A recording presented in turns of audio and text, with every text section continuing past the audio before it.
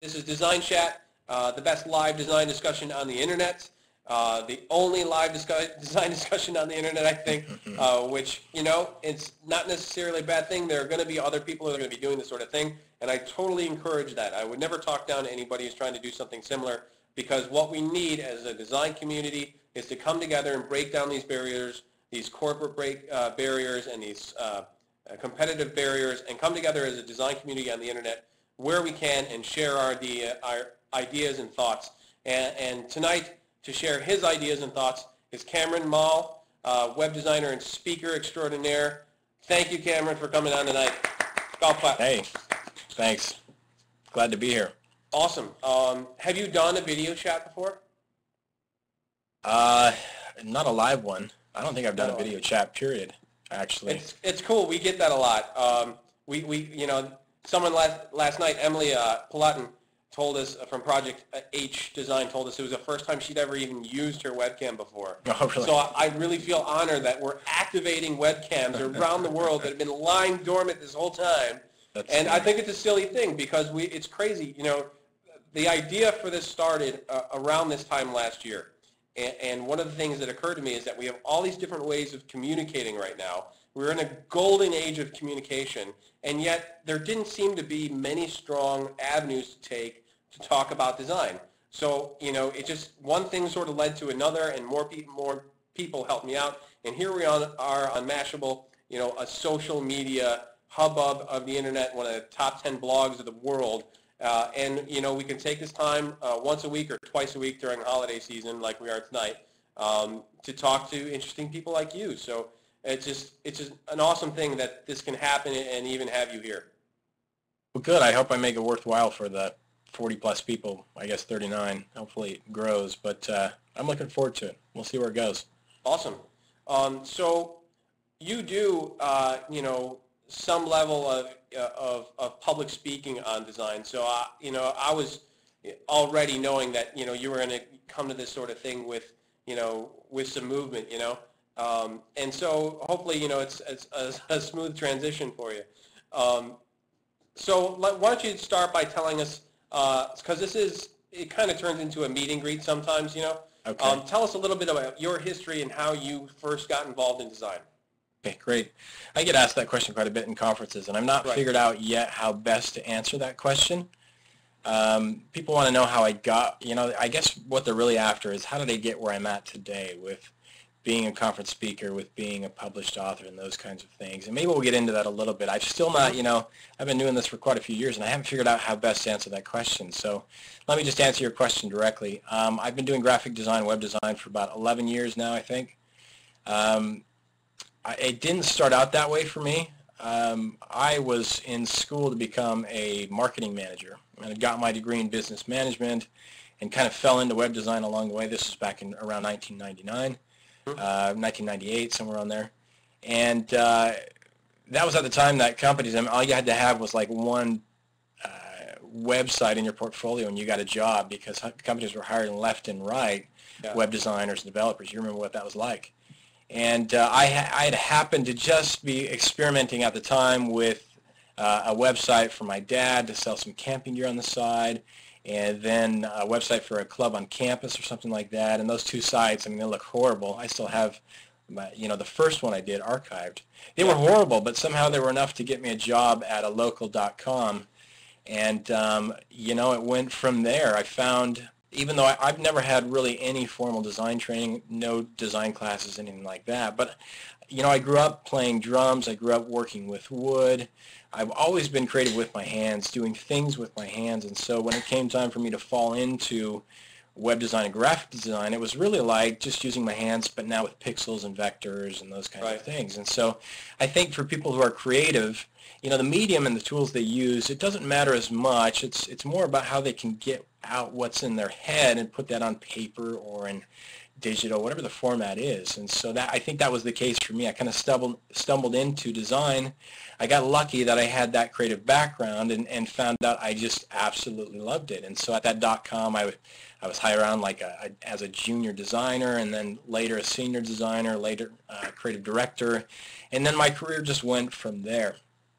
I don't know if you want me to talk to you about, or talk to, that is, about, you know, the path from there, from that kind of midpoint in my career to now, how I got into speaking and all of that, or if we're going to chat about that later. Yeah, we can totally go through each part of that. One of the things one of the questions that always sort of comes up in my head when we talk to people who, you know, have reached a certain level of success in the design field, but don't have a formal design background. This is a point I like to make a lot, that it doesn't matter sort of, you know, where you went to school or what sort of degree you got. In order to be successful in design, there are so many different skills that you need to have, as not only as a designer, but as a person, because, you know, this is a business also, and you've got to be able to function in the business world at the same time.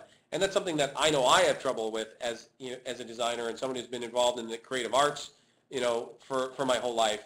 That's a hard transition sometimes. So the question that I was thinking of is, with all the previous experience in all the different types of fields that you had before you even started to design your first project, what do you think was the most valuable to you that you used to learn how to survive in the design world?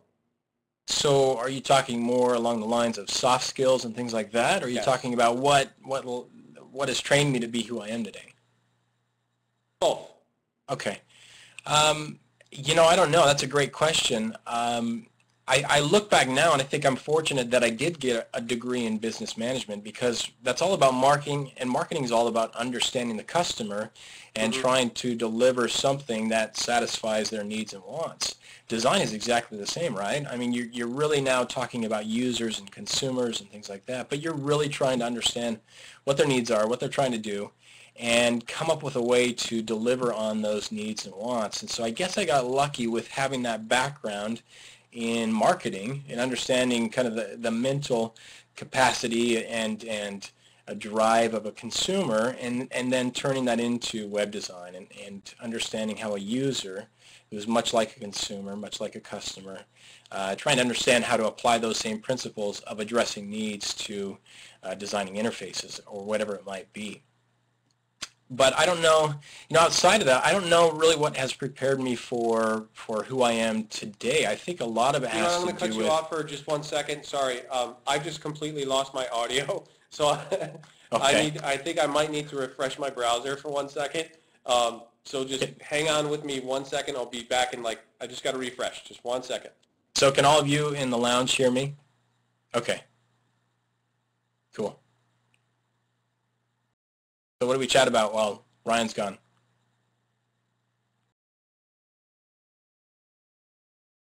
Am I missing Alta yet? Oh, the ski resort? Yeah, I'm not a huge skier anymore. I've had problems with my knees over the last few years, but I'm sure I'll miss that. We've got a lot of sand here, though. That's a nice replacement. A lot of it's white, so we've got kind of a much warmer snow down here in Florida. Yes, this is a bit of awkward silence, isn't it? Sorry, I didn't mean to ditch you. But it was really weird. Like, all of a sudden you were talking and, went totally blank. And I was like, oh, I'm not going to read his lips. I got to say something. So I didn't mean to cut you off. Sorry. Try to continue, pick up where you left off. You're fine. I think I was saying something about, you know, who I am today and what I do as a designer. I don't know outside of what I mentioned. I think, well, what I was talking about, you might have not heard it, was you know, having a degree in marketing and being able to understand how customers work and all of that. But I find today, you know, I'm a passionate person. I get passionate about things, not just design, but other things, and in some ways that can be bad because I get passionate about, you know, I really get worked up. But in a lot of ways it's good. It allows me to tap into kind of this internal energy to be very passionate about talking about design, about writing about design, and about executing design. And so, you know, when I get asked that question at conferences, again, I get asked that question pretty often, and it's that, how did you get where you're at today? I mean, the shortest answer is be passionate about something and find a way to express that passion, whether it be through speaking, writing, or whatever, and you'll find that people gravitate to you as someone who is you know, who can speak well about a given topic. Right. I couldn't agree more, because one of the things that in choosing to do this and come on once a week and find somebody interesting to talk to, I'm doing way more talking than I've ever done in my entire life before. You know, because you've got to build a relationship with someone to get them on the show. You know, and then once you get them on, you've got to bring up interesting topics to talk about. Right. And so what I'm learning is, because I'm doing this, is there are new patterns of thinking, new ways of expressing an idea verbally that help me to talk to people when I'm talking about a design and talking about solving a specific problem within that design for the client. So when, you know, I get that question too, you know, how did you get to where you are? I couldn't put enough emphasis on the fact that you need to start talking. If you're passionate about design, start talking to people about it. And this is sort of in line with what we're doing here, building more sort of social networking, social community around design, because we now all have the power to be publishers, you know, to write a blog, you know, to even if you're not going to publish it on the internet, get a notebook. You know, at the end of your day, when you're looking at all of the projects that you did, start writing down the good things that you did in that project and the bad things. What were your frustrations? How can you fix those things? How can you make that go better the next time? And so I couldn't agree more. More than that, just get out there and start talking to people about it. Yeah, absolutely. I mean, these kinds of chats, for me, are kind of a twofold. I don't know what the right word is that I'm looking for here, but they do two things for me. Let's say it that way. One, they allow me to express, that's a venue to express that passion that you're talking about. But two, it allows me to express how I think and how I do things. And I think there's really nothing more valuable than that, to be able to see how other designers, other developers, other creative people work and how they think and the process they go through and all of those things.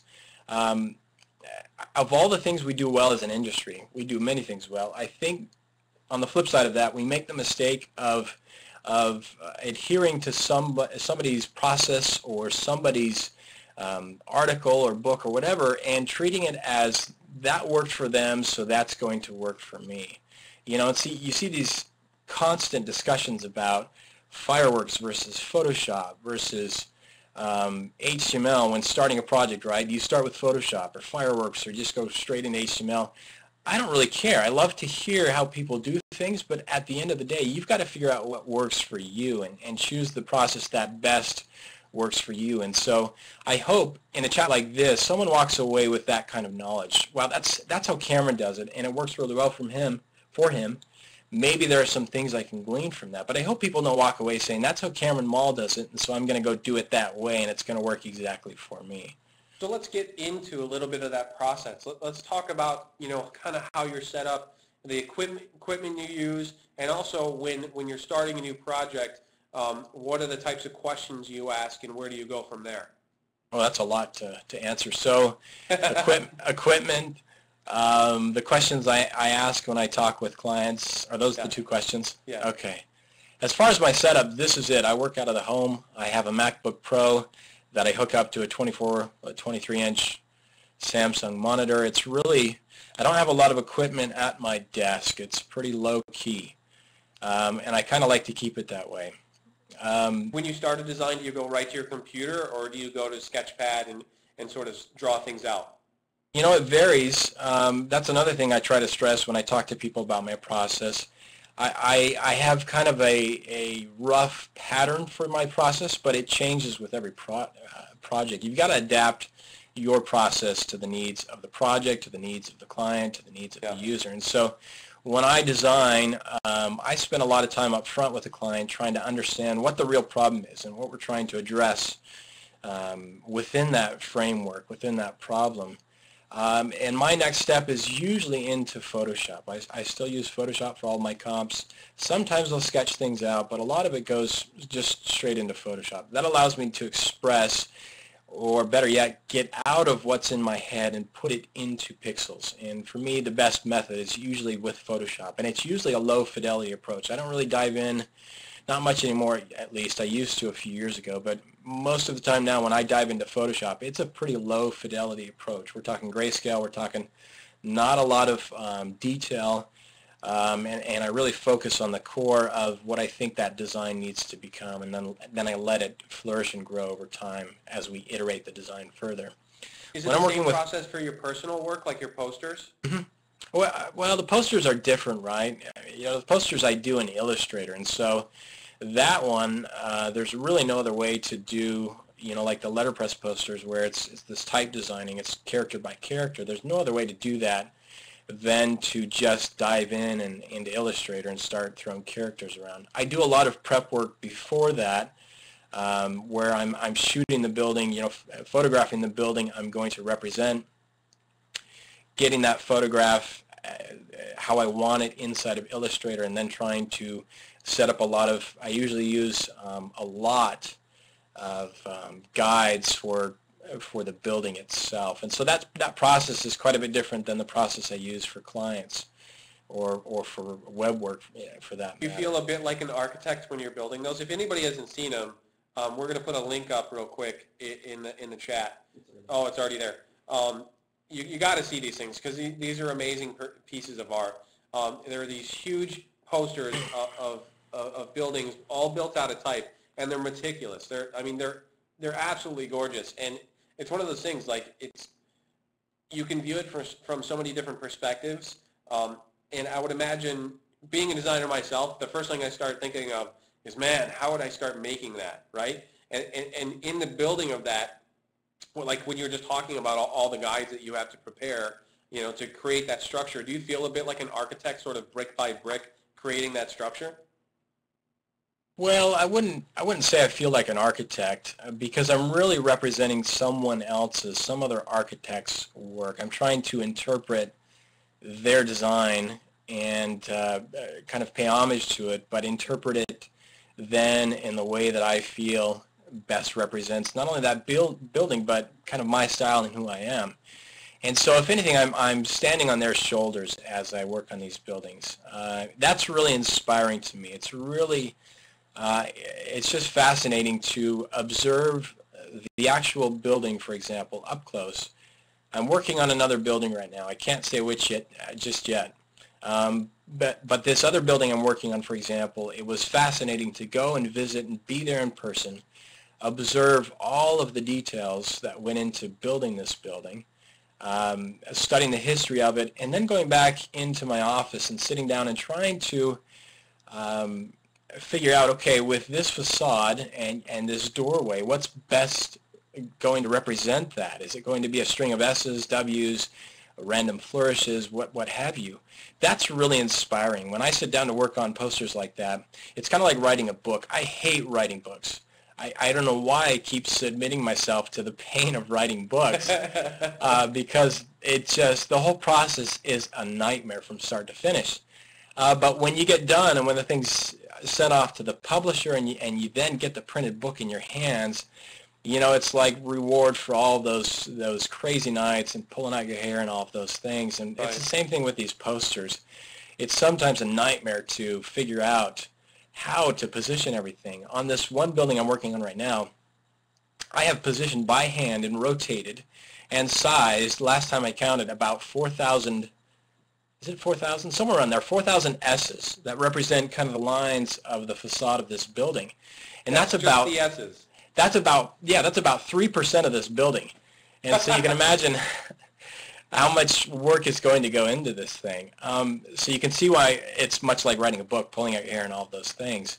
But again, it's very rewarding to see someone else's, many persons, when you think of these buildings and how many people worked on them, many persons' effort going into this thing, and me trying to respect that and interpret it in a way that you and I and other people would appreciate and even want to hang something like that on their walls. It's very rewarding in and of itself, and if I never sold the posters that I created, it would be enough for me to just print them out and stick them on my wall. I'm looking right now at the Salt Lake Temple, and I see here on a note that you've used Bickham Script Pro, Engravers MT, and Epic typeface families on this particular one. I know you were just talking a little bit about, you look at the S's, and why that S might be a good form to create the shape that you want to create. But do you also look at the whole typeface and have specific reasons for choosing those typefaces? Yeah, absolutely. I wish I could tell you what the building is for the next one, because it would make complete sense. Oh, go ahead. Nobody's but It's not live. Go ahead. Come on. No kidding. But, everybody in the chat room, tell them to tell us. Wow, continent? I'm reading down at everybody's, yeah, there we go. So with the Salt Lake Temple, there were certainly some decisions about the typefaces I used. I would say not as much as the research and effort that's going into this next one. This next one, I have really done my homework to make sure that all of these typeface choices are very directly related to the building, its history, its location, and those kinds of things. I mean, that's part of the inspiring process for me, to be able to know and a piece of work, in this case an edifice, so intimately that I now have to go find typefaces, even something as minute yet as important as typefaces, to go search and research and find typefaces that I think will pay respect again to that edifice. And so, yeah, that's very much a decision that goes into it. Now, with the first one I did, all of the characters that are in there, the numbers, the letters, are kind of randomly chosen. There aren't any hidden messages or words or things like that. In this next one, there won't be hidden messages, but there will be all of the letters and numbers will be extracted from, again, things that are related to that building and its time period. So not only am I choosing typefaces that I think that represent that building, but I'm choosing the letters and characters that come from phrases, quotes, names, things like that right, also go into this building. And so really when you're done, the whole product is trying to pay respect in every way, design, typeface, message to the building itself and those who came before to build it. So when does that next poster come out, and when can all of us buy it? You know, it's supposed to be out this month. I was hoping pre-Christmas. Life got in the way, and so probably January, February next year sometime.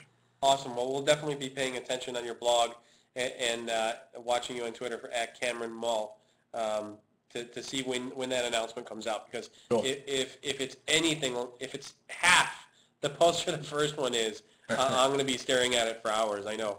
Cool. So moving on a little bit to another one of your projects, AuthenticJobs.com is a website where you can go search for full-time and freelance interaction design, graphic design development, mobile management, all these sorts of different things. And it's been around since 2005, so definitely sort of like an early starter in this type of website. I want to hear a little bit about the process of what made you sort of decide to go after that sort of thing, and how it's sort of grown and how it's sort of served you back as it's grown. Okay, let me see if I can go back to the beginning. Now, you and I were chatting at the start here. Most of the people who are on now didn't hear it, but I had mentioned that, you know, I'm freelancing now full-time. This is not the first time for me. I did it 3 years ago for the span of about 2 years. And between that last stint and now, it's been about 3 years, I promised myself that I would never go back into freelancing without having some sort of residual income in place, because, excuse me, the ebb and flow of client work and revenue from that work is very difficult to time with the fixed payments of bills and things like that. Now, I have 4 young boys here at home. My wife is a full-time mom and then some, so I'm kind of the sole provider for our family. And so for me, making sure that revenue is coming in on a timely basis is obviously pretty important. Yeah. So back when I did freelancing the first time, 2 factors went into Authentic Jobs kind of becoming a product of its own, kind of on its own. The first was I had a lot of people at the time who were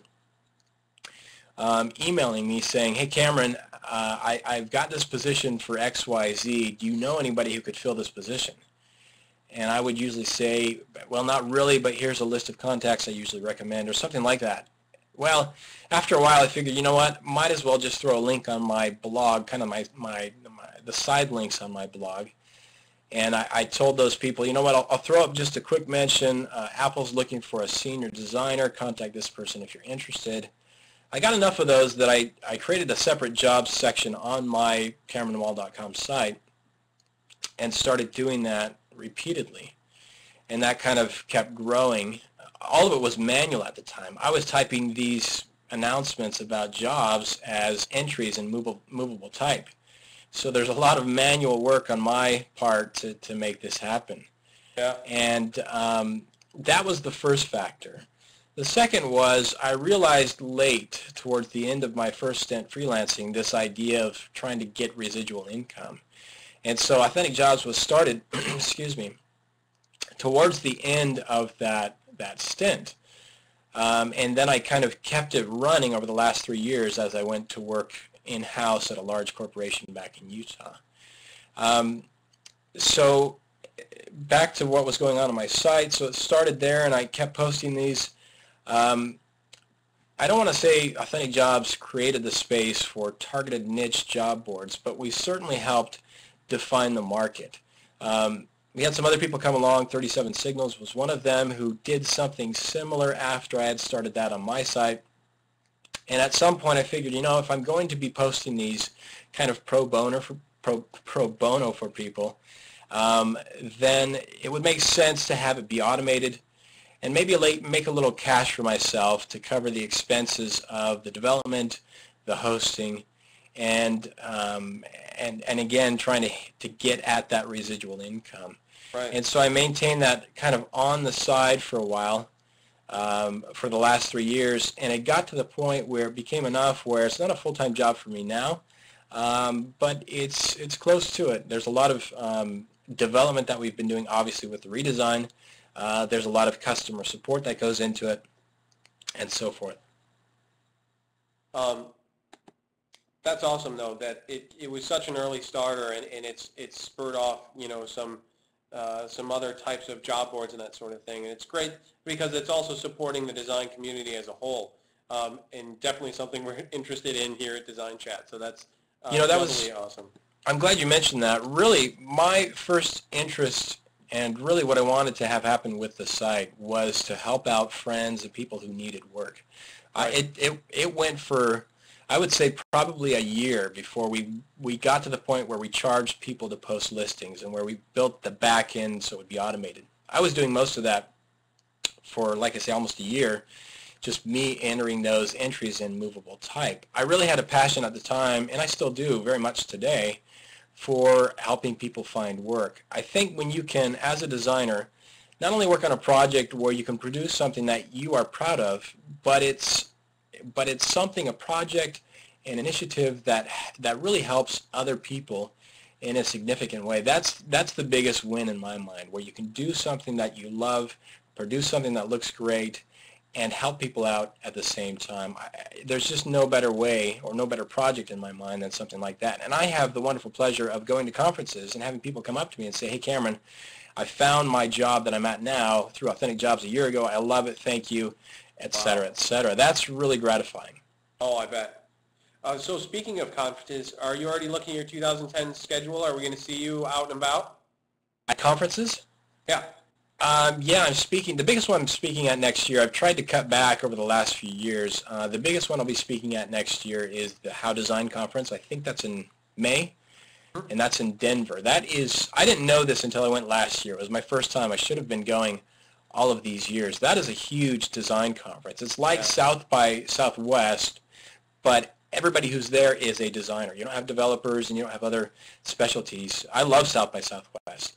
But it's incredible to be at How and have nearly 3,000 people, or whatever the number is, and they're all designers, and they're all passionate about design. That's just, the last one was held at the same venue in Austin as South by, and so imagine that entire convention center being filled with other designers. I mean, that was just really inspiring. So that's the biggest one. I've got a few others that I'm talking through right now, but nothing else that I'm ready to mention just yet. Awesome. Yeah, it's one of those things, it's sometimes hard to find a way into those conferences unless you're being supported by the, corporation or, other company that you're working for. Right. Yeah, I could see how if somebody's just supporting themselves completely on freelance, this job and that job, to justify that expense of flying out to another city to be part of this event, although it's one of those things they'll never know what kind of event it is and how cool it could be to be there unless they actually get there. Which I have not been to How Conference. It's one of the, I see the advertisements and I get all the mailers, I get How Magazine. man, I want to go to this thing so bad. You have no idea. So yeah, for those of you listening, if you can afford it or if the employer can pay for it, go for it. It's a great event. Awesome. And not just because I'm speaking. Maybe a little. It's okay. Self-promotion is totally allowed here on DesignChat. So let's talk a little bit about the sort of crossroads between development, code, and design and creative. Because I know that, you know, coming from a background where my whole background is in creative, and in order to publish things on the web, I've had to venture into the world of code and development a little bit. And it's a very difficult challenge to overcome. And you were coming sort of from the other side where you know, background wasn't specifically development and code, but I'm sure you had some experience with that before you got into the design and creative part about it.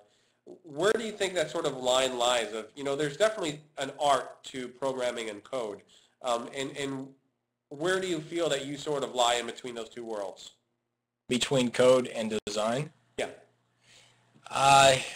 You know, probably somewhere in the middle. And we might need to clarify what we mean by code, because there's like front-end code, there's back-end code, right? So if we're talking about markup, I have very little experience. So I'll back up a little bit and talk to that, ahead. because I think that's a good distinction to make. When we talk about code, we have the very front-end markup like HTML and CSS. You then get into kind of the mid-front end, or whatever you want to call it. I don't know what the term is. But scripting, right, with JavaScript and things like that. And then you start working your way towards the back end with PHP, whatever the language, Ruby, whatever language you might be using. I dabble only in HTML and CSS. I don't dabble. I do quite a bit of that, of course. JavaScript, not really much at all. jQuery was kind of the savior for those of us who don't know anything about JavaScript. And it was kind of like the JavaScript for noob a framework that came along and redeemed those of us that can't do JavaScript. But talking, I think, a little bit to your point, really it is difficult to only be a web designer, so to speak, where you're producing only visual designs. There are certainly positions out there like that, and there's absolutely nothing wrong with, if that's all you do during the day, there's certainly nothing wrong with that. But it's becoming more and more challenging to have positions where that's the only thing they do, and there's a couple reasons for that. One is, in my mind, those who know markup, some of the front-end code that their designs turn into eventually, those who know that code, as well as, or at least as reasonably well as design, tend to be better designers overall because they know what the code can do. I think I was listening to another one of your chats about kind of the two extremes where you have someone who knows everything about the software or the programming language and all of its capabilities, and then someone who knows nothing about it, and kind of the pros and cons of each of those, being ignorant over here and that being a good thing, and over here knowing all the limitations. I won't try to argue either way on those, but in my mind, at least knowing something about what your design becomes when it leaves Photoshop or Fireworks or whatever else you use really helps you know not just the limitations, but it helps you exploit the opportunities and the capabilities of that language. And so if it's CSS, for me, when I'm sitting in Photoshop, even though I'm not doing anything with CSS at that point, knowing what I can do with CSS when it gets to that point is very empowering because A, I can kind of plan for, okay, how is this box going to be developed?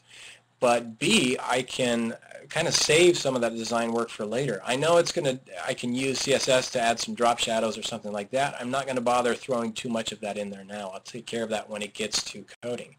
So I kind of exist in both worlds, design and coding, but only when it comes to HTML, CSS, and limited JavaScript. But again, I think that's pretty important in my mind, having kind of that T-shaped structure of knowledge where you know a lot of things really well, but you specialize in something, whether that be design or code or whatever else, but you have that framework of understanding and being able to communicate with everyone else on your team, whether it be project managers, whether it be developers, whether it be the marketer and what have you. I think it's critical, as teams are so critical to the work we do on the web today, it's important to know a little bit about what they do so that you guys can sit down and talk through, okay, how do we solve the needs of these users as a team and not as distinct disciplines. Totally agreed, because the more I work in this world where we're publishing on the web, you find that unless you can speak that language, you're going to have a tough time getting through a project with someone. So like you sort of described it as a T framework, you can't believe in one philosophy wholly or the other. You've got to sort of meet in the middle a little bit and understand both worlds, because otherwise there's no way you're going to be able to communicate with people you need to talk to make something happen. And it's challenging and frustrating all at the same time, because from my position at least, because you have this visual idea, this sort of motion execution of what you want to have and who you want to see what and when they should see it, but not the words to sort of describe to the people who are going to be programming this thing how those things should happen, or how you might help them accomplish this same goal. And it's one of those hard things to come to terms with, is that at some point I have to sit down with a book and really drill myself on, okay, what does this code mean and how can I make it do what I want it to do, all the while sort of like stumbling around in the dark and hoping that it comes out the right way, and then maybe hoping that I can get help from somebody who knows what they're doing. So it's definitely a cool intersection of worlds that, you know, people don't realize the geniuses who can do both of these things at the same time, and the knowledge and the history and the power that it takes to accomplish all of these things. It's one of those things that I don't think is recognized as a profession right now, because all these companies, you know, that want to hire someone who's at the same time a very creative and independently driven visual person who can also code the website. That's a rare find. You know, you're going to find people who are in one camp really strong or the other. And the people who are able to accomplish both of those things absolutely amaze me. There's not a lot of them out there, to be honest, who can do both of those really well. And I think that's okay. I don't think all of us need to strive to become that person who can operate really well in both worlds, so to speak. To the extent that we have access to resources where we can have individuals on our team who are specialized in those areas, the more we benefit. In some cases, that may be your only option to do the front end and the back end or something like that. But, you know, I think you got to know your limitations too, right? I actively made a choice 4 or 5 years ago, for example, to not do any Flash work. I was doing a lot of Flash work at the time, in addition to everything else, HTML and design and so forth. And it got to the point where I was spreading myself too thin along that T. And I kind of needed to bring it back to where I was specializing in a few less things. And so I think it's important to know your limitations and recognize when you are trying to spread yourself too thin. Nobody does really good work at that point. I think it's when you know what you can do really well, and then you push yourself a little bit, and you know when to stop pushing, that's when the best work comes out of people. A bit of recent news, Google just announced they're releasing a new programming language called Go. I tried to read up on this and failed miserably at understanding, Go. It failed miserably at understanding what it meant or how it was going to affect anybody, you know, and I would assume programming specifically for the web. And then on top of that, there happened to be another group that already developed a programming language named Go that I'm sure is going to be fighting Google for the rights to use that term at all. Are you familiar with this new one at all? I missed the news as well. I haven't even heard of it. I bet some of the people listening have, but I have not. Well, this is one of the things that I think is really interesting, like with these new things that are always coming out and old ones that have established themselves, like Flash. You know, and some people make the argument that Flash is on its way out and you should never develop a whole site in Flash and that sort of thing. Some people still do it, but it seems to be a trend that's sort of dying. But then they go and release Adobe Air, and the new Adobe Flash Player were just released that have multi-touch support. And we're seeing more devices like the iPhone and Google Android phones that have multi-touch. How do you see that these new releases affecting what's going to be happening on the web and what's going to be happening in mobile and digital design. So let me just make sure we're shifting into discussing mobile devices and kind of the world of mobile and how it relates to the web. Is that right? Yeah. Before I start rambling off about that. Obviously, I'm passionate. That's something else I'm passionate about, mobile, and having written a book about mobile and needing to update that text. It's 2 years old now. That's a topic that's on my mind as I'm thinking about possibly authoring a second edition of my book. But I'm constantly on the lookout for what's next with mobile. I found it. Let me see if I can answer your question this way. There's a conference out there. It's a mobile conference called MEX. It's the Mobile User Experience. Oh gosh, I'm killing the name. Somebody who's listening can point everyone else to this. We'll post it in the chat. Yeah. Point being is, over the last few years, every conference they have, they publish what they call a manifesto, and it's usually about 10 points that drive the content, the topics, and the discussions for that particular year for the conference. Up until this year, all of their manifestos have been about mobile devices, about carriers and operators, and those sorts of things. It's been very mobile device centric. This year's manifesto, however, is about, so this is for, I guess, next year technically. There's about 12 or so of them, and repeatedly, I would say through about 75% of these points, they talk about multi-platform, that looking at how the web and content can become more, or I guess how we can do a better job of catering to this multi-platform environment where people are using several platforms to access content, and more importantly, switching rapidly between those platforms. This is actually kind of new for me, and when I read through that manifesto, two things stuck out. One, MEX does a pretty good job of kind of seeing what's coming down the road with mobile trends, and so that kind of, I guess the second point is that kind of made me wake up and realize, you know, I've not really been reading much about or talking really much at all about this idea of multi-platform experiences. I don't even know if I could tell you what that means right now, but it piqued my interest to say, okay, if MEX thinks this is a big deal, maybe this really is going to be a big deal. And I think if we look back at the trends of this year, maybe the last couple of years, then you start seeing things like iPhone completely changing the landscape of mobile and web. Netbooks have gone crazy as well, right? You have the rumors of the Apple tablet and things like that. You've had rumors of other things like being able to access the web on your watch and at a vending machine, all of those things. They've been talking about those for years, and we'll see whether or not those actually, you know, come into fruition. But the point is, I think there's something to what they're saying about you and I and those of us that produce web content maybe realizing that we need to really think about where this content is going to be consumed. Not just the iPhone, but what's next? Is it a netbook? Is it something else? What's going to come up next year?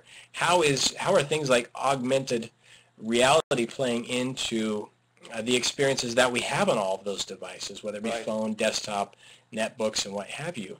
And so I'm really interested now to go back and discover what is this multi-platform world that they're talking about, because I think there's something to be found there. I love getting into this, and sometimes it turns in a little bit of a tech discussion, but I think as modern designers, we have to live and thrive in this technological world to be able to publish and get our ideas out to the widest audience that we can.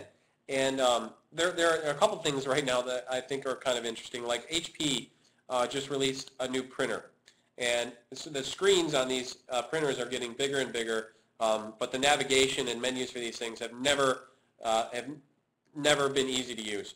So they released this printer that connects to the web, and they're also creating this development API where you could create third-party applications for that printer. So you can buy an application just like the iPhone. And this cracks me up sometimes when I see other companies that see something successful and then they want to go out and reproduce it somehow. And it seems like this particular instance seems like such a misguided use that, you know, one of the features they claimed was that on this little interface you could look up a map and then choose a destination and print out your map from there. And I'm pulling my hair out thinking, what is the thinking behind this? Why would we want an interface that small when if we have a computer attached to the printer, why wouldn't we just do this on, on the computer? This makes absolutely no sense to me. Yeah. Well, I think you're right. I mean, you have to balance what we were just talking about with this whole idea of multi-platform with what I studied back in school, and that is this whole idea of marketing and understanding customers. Businesses are trying to understand what's next, and they're trying to get a piece of that pie that is the multi-platform experience. Maybe that's what we can call it. And so they're trying to figure out ways to tap into that.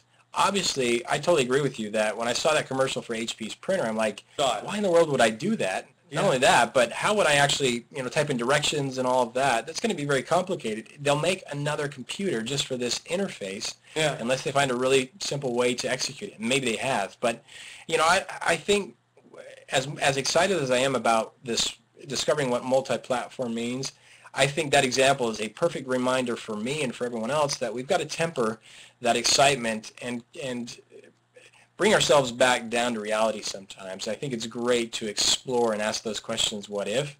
But at the same time, so much fluff and so much waste is created in the in the technology space, let's call it that, with the act of exploration. Maybe waste is the wrong word, but I think, again, that's a great example of what you're talking about, where I think it's a bit of missing the mark and maybe not understanding really what people are going to do. It's a great idea for HP, but am I, as a user, really going to do that? Well, I guess we'll find out. What sort of mobile devices and other technology do you surround yourself with or think that is very successful right now? iPhone aside, because we all know the iPhone's awesome. Not a whole lot. I don't have a netbook. I still have quite a few devices lying around my house. I do have an Android device. I've got a few Nokia devices. Those are all when I do development and testing, which isn't as often these days. The iPhone changed the mobile landscape a lot more than I thought it would. I thought it was going to be yet another device that would exist in... I knew it would have a big impact, but I didn't think it would be as big as it has become. I really didn't ever think it would become the iPod of the mobile world, and it's in many ways becoming that. And so most of what I do when I'm mobile now is through my iPhone, except for when I take my laptop with me and I've got a Sprint MiFi card that I will pop in. If I'm in the car or something like that, I'll turn that device on, and that I can use with my MacBook or with my iPhone. So for me, having a laptop and even sometimes just an iPhone is really sufficient. It's going to become a chore for companies like HP and car manufacturers and things like that to try to deliver things that provide more value than just having a phone in your pocket. Do I really need an in-dash display in my car when my iPhone can do much of what that in-dash display might do?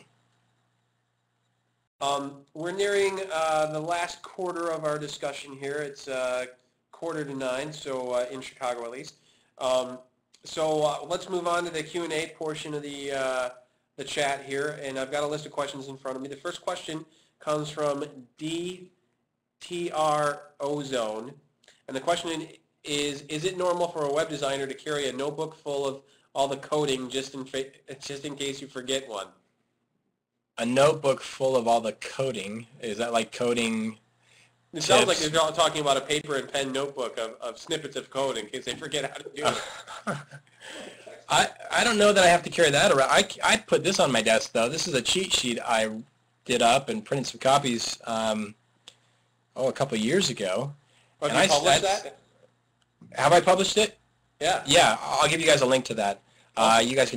People can download it and print it off and whatever. I think it's appropriate to have cheat sheets. I still forget what an adjacent selector does and how to write that versus, we're getting really technical with CSS terms, but I think it's totally fair to carry whatever you need, cheat sheets or more than that, to do your job. I find that if I don't actively practice the skills that I have as a designer and a coder, within a couple months I start losing those skills and I forget a lot pretty rapidly. Right. And so, yeah, that's totally game. If that's what the person is talking about, maybe he or she can clarify if I've answered the question correctly. But I think that's totally fair. I don't know about a notebook for all those things, but at least something that's kind of a quick reference or there at hand, absolutely. You got a confirmation. Yes, you answered the question. Okay, good. Okay, next question from Cadillac. Cameron, in regards to freelancing, do you tend to work solo on most projects, or you typically align yourself with a few others, developers or designers, etc.? Okay, so there's the link to the cheat sheet, by the way. Thank you. Awesome. Thanks, Dan. So I've only been doing freelancing again for about 3 months now, so I'm still trying to figure that out. I would say I'm never alone as a freelancer. Whenever I go into a project, I always have a team, whether that be a client who is a project manager or designers within that company that I'm doing work for, or if I outsource work to other people. Let me talk through maybe a couple scenarios to help answer that question. Okay. One, for example, I've got a client right now where I am just the designer. I won't even do any code. They will take care of the code in-house. They're the owners of that product, and they'll handle everything else. And so I'm kind of a pinch hitter. They've called me in to just be that, home run hitter for the design of this interface, and they'll take it from there. That's one instance.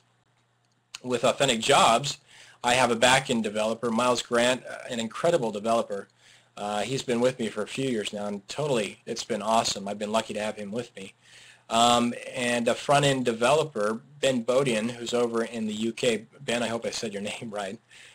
Your last name, that is. Who probably like Bodine or something like that. Maybe something like that. Sorry, Ben. But with Authentic Jobs, that's been really interesting, because with Authentic Jobs, I'm qualified to do all of the stuff I have to do as the owner of the site and of the company. I can do all of the design work, and I really can do all of the front-end code work except for some of the complex jQuery stuff. But for me to try to split my time between strategizing new features, doing customer support and all of that, and then on top of that, taking care of all the design and code, it was unrealistic. So it was just me and Miles, the back-end developer, for those couple of years, and I would occasionally outsource some of the front-end code, even design from time to time, to try to take some of that off my shoulders, because as much as I love the website, I couldn't do all of it. With the redesign we just published last month, I'm at least proud to say that I did most, if not nearly all, of the design work for it. Ben did a lot of the front-end markup, as well as the interaction, helping refine the way that the interface works on the homepage when you do filtering and searches and things like that. And of course, Miles did all of the back-end work. That's another example of a project where it's a team of 3 of us who are all very invested in this project and producing what we think is a successful experience for users. And then at other times, I haven't done this yet, but I have done it before, where I'm an extension of the company. And so I'm not just that pinch hitter, but I come in on a contract basis or something like that. And I'm now providing design assistance, markup assistance, even strategy and consulting sometimes where that is needed. So as a freelancer, I don't know that I have yet, again, picked out which of those 3 or 4 or 5 scenarios I best prefer. We'll just see how things go. But I think the key is here to be flexible, to work within any of those scenarios, and 2, to develop some soft skills. Soft skills are so critical. Communication skills and so forth are so critical to what we do. I've seen too many designers die in a presentation where they produce something that might look beautiful and function beautifully, but they can't talk through it, and they can't justify their reasons for the decisions they made. And so as nice as it might look, when that question comes up from the client or the internal partner, well, have you thought about how we can do this? And they kind of stumble over being able to talk through, saying something more than just, I chose it because I thought it looked good. You got to be able to express yourself with other people and to other people, but you also got to be able to know their needs, and kind of when you and I are chatting, for example, pick up on those facial gestures and cues. You're not understanding, or you're really not agreeing with me, and be able to, yeah, there you go. And be able to pick up on those. I mean, that's just as important as what I do as a freelancer, those soft skills, as the design skills. And some people, it's funny because some people make the argument that the internet and all these other digital distractions that we have are taking us away from personal relationships. I argue the opposite of that. I think there are so many ways to connect with people that it will enhance our relationships with other people and sort of reteach us how to communicate with one another. I use the example all the time of, if you look at the timeline, 1920s, 1930s, small towns, people out in the street, your neighbors, you can get help, you can go ask for a cup of sugar. 1950s, television, advertising, you're stuck in your house watching TV, all the way up through the 90s, and now we're at a point where it's very normal not to know the name of the person who shares a roof right next to you. I mean, could be feet away, and you don't know that person. Move ahead 10 more years, and we've got all these new communication tools on the web, and people are relearning how to talk to each other again. What's right, what's socially wrong and right to say, and how to pose yourself and have a public sort of persona. And I think we're going through a relearning curve of how to be social and how to talk to people. Yeah, absolutely. However we figure this out, I think it's critical that we find a way to maintain those relationships, not just online, but in person as well. Right. I'm trying to figure that out now as a freelancer where I'm working at home. How can I get out within the community that I'm in now here in Florida and have lunch with people or get to see people in person? Because that in-person, those relationships, the communication, that's so critical, I think, for maintaining healthy relationships. And so I think you're absolutely right. Whether it's now Cameron, or later, sorry, that we figure that out. Again. I've just lost my audio again. Oh, no. I don't know what's going on. So hang out for 1 second. I'm going to refresh. Okay. So a question about how my knees are doing. They're doing really well. I haven't attempted soccer again yet. My son is doing really well as well. Thank you for asking. He's adjusting well to this kind of new lifestyle. I dislocated my knee a few months ago, for those of you who don't know. Had a major surgery. I've done that. I've had several surgeries since I was about 16, and so that's an ongoing problem for me. But I love soccer, and so I'll probably be back on the field screwing up my knee sometime next summer. Awesome. Personal injury. Sorry about that. I just got a new computer yesterday, and I'm still trying to figure it out. I guess I got some work to do. But let's keep on going with the questions here. The next one here is coming from Nick Hannafy, and I think this is in a reference to the Salt Lake Temple posters that you did. How hard is that research, finding the right typeface for the project? Well, how long does the research take? So I think we talked about some of this earlier in the chat, so I won't repeat too much of that. But I will say this, that particular poster took about 100 hours from start to finish. So selecting the typeface, doing the design, well, that was really design work. I mean, that doesn't include the actual printing of it. That was totally separate. This next poster is a completely different challenge. I think I'm up to about 60 hours at this point, and I'm probably 20% of the way through this one, if that. So we could easily surpass 200, 250 hours on this one. So it's a pretty detailed process, and it takes a lot of brain power and a lot of time to do, and it's not something you can sit down and knock out those, let's say we're 40 hours. You can't knock those out in succession. You almost have to go and work on it for a day, let it sit, and then come back, because it's strenuous, but you got to revise it as you go along. So that's part of the reason I sell them at the price point I sell them at, because when I go back and calculate the time I've put into these and the expenditure for the flight and all the things that went into being at the building and photographing it, there's a ton of time invested in these posters. And so for me, it's very rewarding, and at the end of the day, I try to make it worthwhile for me financially as well. Fourth question here comes from Masil. What tips would you give to an up-and-coming graphic designer? Probably the same one that I've talked about in conferences and on my site, and that is learn how to, I'm going to say copy, and that's always taken as the wrong word, but there's really no other better word, and I have other people who have come before me who have used that same word to back me up here, and that is learn to copy and to mimic those mentors that you consider your design heroes, your creative, the people you look up to.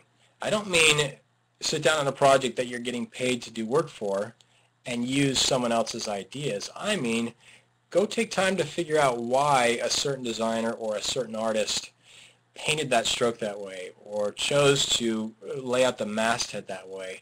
Things along those lines. This isn't uncommon in music as well, like Tony Williams, who was a great drummer, a jazz drummer in the 50s and 60s. He did a lot of this as well, where he would study the masters that came before him, and people have now studied Tony Williams when they start out drumming. It's not uncommon to really follow in the footsteps of those that have come before you, and I think, if anything, we do a great disservice to those that have come before us if we don't take the time to figure out why they've made the decisions they made and how they've become successful. So for up-and-coming designers, spend a lot of time walking in the footsteps of those that you admire, those books, the authors of the books you read, the people you see at conferences, whatever it might be, learn from them as best as you can. Question 5 from Typography Shop. If you could do nothing but the posters, would you? Could you see yourself doing that full time? I could. I would estimate, would I is the other question, right?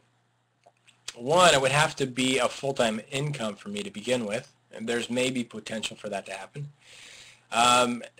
Two, I'd have to balance all of that with the time that goes into creating those and make sure that I could kick out enough posters throughout a given year to make that really happen. So I don't know if it's a question of would I go do it tomorrow. Well, I'm sure I probably could, but could I make it work financially? Again, as the only person providing income for a family of 6, that's really the question for me at that point. As much as I'd love to work on posters all day, if it doesn't help pay the bills, I can't do it.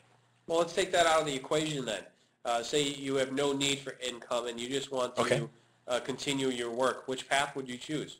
You know, I'm glad you pulled that out, because now that you phrase it that way, I don't know that I would. I find that I'm challenged best when something new is thrown at me. Now with the posters, I'm doing a new building every time, right?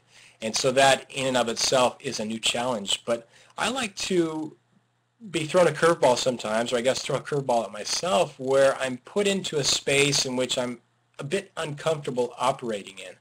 I'm only up to my second poster now, the second one that I'm working on. I would imagine, though, by the 4th or 5th poster, it's no longer as much of a challenge as it was with the first and the second, if that makes sense. And so as much as I might love doing it at that point, I might also be desiring for that next challenge. It might be something like video. I love video. I don't do really well with it, but I've dabbled enough to say, you know what, maybe at some point I would do that as part of my freelancing efforts or something like that. So I don't know if I would settle in long term to doing posters and only posters, because I like being able to push myself and see what it is I can do next. Right. We've got time for just a couple more questions here, so I'm going to take the next one from Big Sweater, who is asking, what are your favorite places for intelligent design discussion, besides, obviously, DesignChat? Of course. Besides CameronMoll.com, Twitter, and How Conference. So where do I go for design resources? Is that the question? Right, I think so. Really, at this point, it's Twitter. I hate to say it, but that's really how I stay abreast of what's happening in the design world. DesignChat. I don't really read my RSS feeds anymore, hardly at all, in fact. So when I find out about new things happening in the design space, or anywhere for that matter, a lot of it comes through Twitter. That's not the only resource. I still have, I'm looking right at my browser, and there's a folder called Snarky. And in that, there's about 30 websites. I'm not going to publish those, but there's about 30 websites that I visit on not a daily basis, but, you know, every few days. And I do the old, in Safari, just opening all tabs. I mean, it's kind of old school, but I like seeing all the websites Can you presented. load 30 sites at one time? Yeah, I load 30 sites. It takes a little while, but I do it, and I like seeing those sites not only presented in their native format, but I like being able to, I guess I'm a visual person, so I like being able to kind of work my way through those sites. So I would have to say, in addition to Twitter and DesignChat, of course, next would come that snarky folder and visiting those sites on a maybe daily basis. What would it take to get you to publish that list of websites? It's not going to be a list that will surprise anyone. A lot of the sites in there, I'm sure a lot of the people who are listening are already aware of those sites. Maybe at some point I will. But give us 5 out of 30. All right. Like 20%. Come on. ISO 50, Scott Hansen's website, is a phenomenal blog. That's blog.iso50.com. Swiss Miss, I think that's Swiss-miss.com. Awesome. Tina's fantastic website. Uncrate. I don't know that one. Which one? Tina's fantastic website? No, that's sounds fantastic. Uncrate is another one. It doesn't really have anything to do with graphic design, but it's just cool stuff. Let's see here. I Love Typography is another website. That's 4. Let's do one more. The Ministry of Type. That's a website you've got to visit in the browser. You have to apologize. I forget the guy's name, but he does a phenomenal job with laying out his posts. Not to the extent of what Jason Santamaria does, where every post is kind of art directed, but the photos he puts in and what he talks about, it's very meticulously placed, and it makes for fun reading to see how he places those photos within a given article. What a cool there you go. There's 5. Insight into your daily world of surfing. It's an interesting question to me too, because that's one of the things I was thinking about as I started this whole process is, as designers, we're also consumers. And we are consumers not only of products and services and that sort of thing, but of design itself. Because, when you're looking to be inspired, you want to see what's happening right now and who's doing something interesting. So you go out and you buy design books and you read about design theory or history and graphic design magazines. And then there's tons of resources on the web and where to find inspiration from there. And, when I was thinking about it, it seems like designers are sort of fickle about the resources that they go to. It doesn't seem like one resource overpowers all of them, where you'll see 2 or 3 main competitors, like in the fast food space, it would be a McDonald's and a Burger King, and then 2 or 3 other stragglers and that sort of. It doesn't seem like we have that same sort of setup when we're consuming design and inspiration, that sort of thing. And and that's always interesting to me to find out. Maybe I should make that a weekly question to find out what and how or if the designers that we're talking to even go and seek out these things. I'm glad you mentioned that. Maybe I can, if we have just 60 more seconds, I can talk very briefly about that. I think maybe the reason we don't gravitate to just having a selection of Burger King and McDonald's or wherever it might be is because, well, at least for me, I find that I'm inspired by much more than just websites or even graphic design for that matter. I find a lot of inspiration in nature, in architecture, in interior design, whatever it might be. I think to be a good designer, you've got to find a way to be influenced and inspired by everything that surrounds you in your complete environment, whether that be people, whether that be in the actual physical environment, whether that be digital media, whatever it might be. You've got to find a way to holistically allow that to affect who you are as a human being, and at the end of the day as a designer as well. And I think that for me has been, it was a few years ago where I kind of realized I can't just be looking at websites all day long to become a great designer. I've got to be picking up on all those subtle cues that are around me. If I'm just walking down the street and I see a particular way that they've painted the words on the asphalt or something like that, the more I'm consumed by my environment, the more all of those things affect whatever it is I end up producing. So I think for me, that's maybe why we don't gravitate to just 1 or 2 resources. I think good designers are influenced by everything that's around them. So true, so true. So last question of the night comes from DTRO Zone. Is there such a thing as too much color for design? Everyone keeps on telling me there is. It's just everything I make ends up colorful but looking good to me. You know, there's a I don't know if it's a principle or what, but relativity is so critical in design, and importance among those relative elements. So I can't answer a question, is too much color a bad thing, without knowing the context of where that color ends up and what it's sitting next against, and how it plays in with the entire layout and the other elements within that layout. Right. Sometimes a splash of color is just enough, and sometimes a splash of color is too much. It really depends on the context of the entire layout and not just one element within that layout. There's really no way, unfortunately, to answer that question.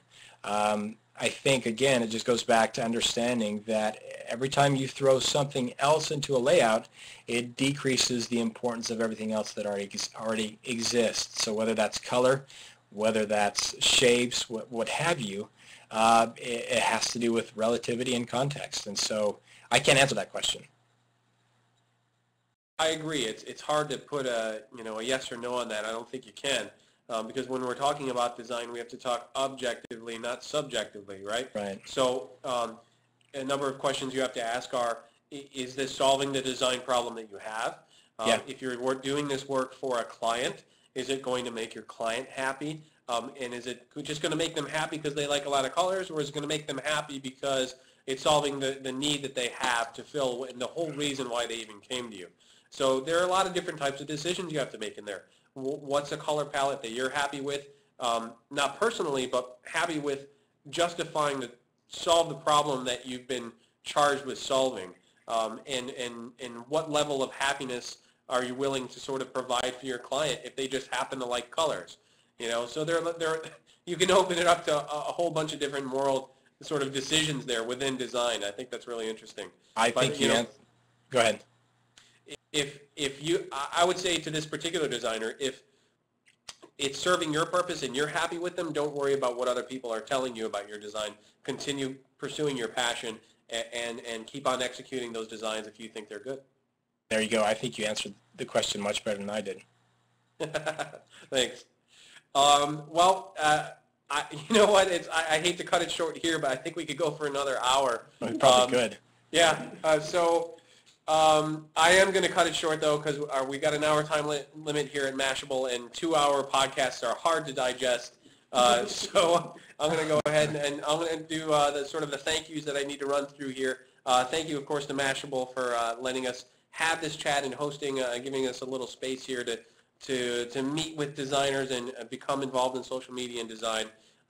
Thank you also to Samata Mason, which we are broadcasting from right now. I think I forgot to mention that earlier in the broadcast. SamataMason.com, very cool design agency in West Dundee, Illinois, and they just released a really cool video. They put on the CUSP conference, CUSPconference.com, every year in September, and they just released a preview video of some of the content that they had there. Very cool stuff. Go check that out at CUSPconference.com. Thank you to Cameron Moll for coming on and sharing his wealth of knowledge about the design world and digital world. Very cool to talk to you. I hope to follow some of the things that you're doing in the future and see when your next poster is coming out, and hopefully try to find a way to make it to the How Conference to see you speak. So it was awesome talking to you tonight. Yeah, likewise. Thank you. This has been a blast. I hope it was valuable for those of you that joined. I see several names that I recognize in there, and I hope to meet the rest of you either at conferences or by email, Twitter, whatever it might be. I actually saw we hit 100 people more than once tonight, so I think that was a good a milestone for tonight. And if you're at all interested in what we're doing here with the Design Chat, check us out on the web, designchat.info. You can also go to mevio.com/designchat to see our sort of published works, or subscribe on iTunes to Design Chat, and then you'll get a weekly download. Also, Facebook is a new one that I'm pursuing very heavily right now.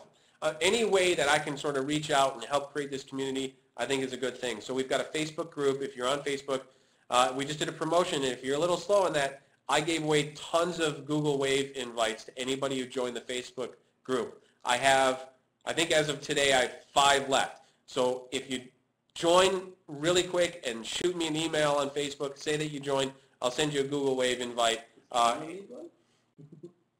Say it again? Does Cameron need one? Cameron, do you need a Google Wave invite? I've got one. Thank you. You've got one. All right, we'll hit you up on Google Wave. We'll get some DesignChat going there too. But thank you to everybody for coming, and look forward to chatting with you all in the future. Thanks, guys. Good night.